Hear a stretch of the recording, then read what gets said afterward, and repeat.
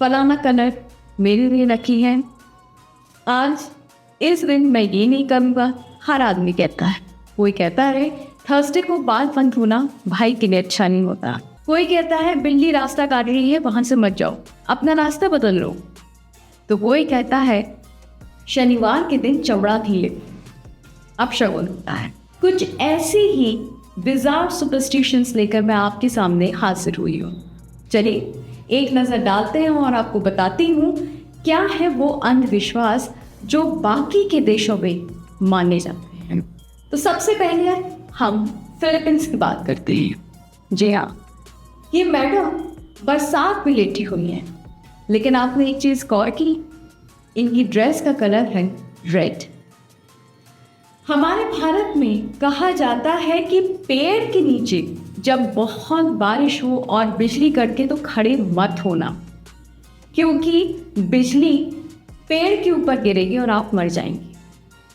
लेकिन फिलीपींस में इसका उल्टा कहते हैं। फिलीपींस में कहा जाता है कि जब बहुत बारिश हो और जब बिजली चमके तो घर से बाहर रेड ड्रेस पहन के मत जाना, क्योंकि अगर आपने रेड ड्रेस पहनी तो बिजली आपके ऊपर गिरेगी। यानी कि no red dress entry, cutting nails at night. अब जैसे हमारे भारत में कहते हैं शाम हो गई झाड़ू नहीं लगा, रात हो रही है नाखून नहीं काट। लेकिन क्यों कहते हैं? ऐसा माना जाता है कि रात में नाखून अगर आप काटते हैं तो यानी कि आप भूतों को इनवाइट कर रहे हैं, आप भूतों को इनविटेशन देते हैं।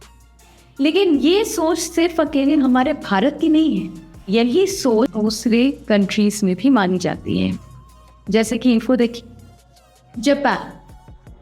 जापान कहा जाता है अगर आप रात के अंधेरे में अपने नाखून काटे तो आपकी उम्र कम हो जाएगी। इसलिए अगर आपको अपनी लंबी उम्र चाहिए तो आपको रात की बजाय दिन में नाखून काटने होंगे।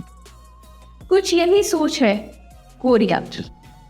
कोरिया में कहते हैं रात के अंधेरे में आप नाखून काटते हैं और वही नाखून जमीन पे गिरते हैं। लेकिन अगर रात के अंधेरे में चूहे ने उन कटे हुए नाखूनों को खा लिया तो चूहा भूत बन जाएगा और उसका भूत आपको डराएगा। थोड़ा अजीब है पर माना नहीं जाता है। ब्रिटेन, हम लोग कहते हैं गुड मॉर्निंग जब सुबह होती है। हम लोग कहते हैं चलो भाई आज का दिन अच्छा जाए, आने वाले दिन भी अच्छा जाए। लेकिन ब्रिटेन में ऐसा नहीं माना जाता। अगर आपको महीने के 30 दिन अपने लकी चाहिए तो आपको हर महीने की पहली तारीख को रैपिड बोलना पड़ता है, रैपिड रैपिड। अगर आप ऐसा बोलते हैं तो इसका मतलब है कि आप लक को इनविटेशन दे रहे हैं कि आइए और मेरे बाकी के 30 दिन अच्छे बनाइए। तो यानी कि ब्रिटेन वासी हर महीने की पहली तारीख को गुड मॉर्निंग कहते हुए नजर ना आए तो घबराइएगा नहीं, क्योंकि वो आपको रैबिट रैबिट कहते हुए तो मिल ही जाएंगे। नीदरलैंड, जब हम लोग साथ में बैठ के फैमिली डिनर करते हैं तो गपशप करते हैं, हंसी मजाक करते हैं, एक दूसरे की बातें करते हैं, पुराने दिन याद करते हैं और कभी कभी उन्हीं दिनों को याद करके एक आध गाना तो गा ही लेते। अब भाई फैमिली के साथ है तो ये सब तो चलता ही है। लेकिन नीदरलैंड में गाना गाना सख्त है। नीदरलैंड में ये माना जाता है कि अगर आपने फैमिली डिनर के टाइम गपशप अलाउड है, लेकिन अगर आपने गाना गाया तो यानी कि आप आत्माओं को इनवाइट कर रहे हैं कि आइए हमारे घर में वास कर, यानी भूतों का बुलावा। भाई हर कोई सिंगर नहीं होता, लेकिन कोई इतना बुरा सिंगर भी नहीं होता है कि उसकी आवाज़ से सुनकर भूत घर में चले आए। पहली बार मैंने सुना, पर अजीब है पर है। ये सुपरस्टिशन पीढ़ी दर पीढ़ी नीदरलैंड में मानी जाती है और यहाँ तक कि आज के यंगस्टर्स भी इस सुपरस्टिशंस को मानते हैं और फॉलो करते हैं। बातें करते हैं लेकिन गाना डिनर के टाइम पे नहीं गाते। बड़े बुजुर्ग कहते हैं ऊन लाओ, मैं तुम्हारे लिए ठंड में स्वेटर बुनूंगी, स्कार्फ बुनूंगी, मोजे बुनूंगी। लेकिन आइसलैंड में बुनाई करना मना है।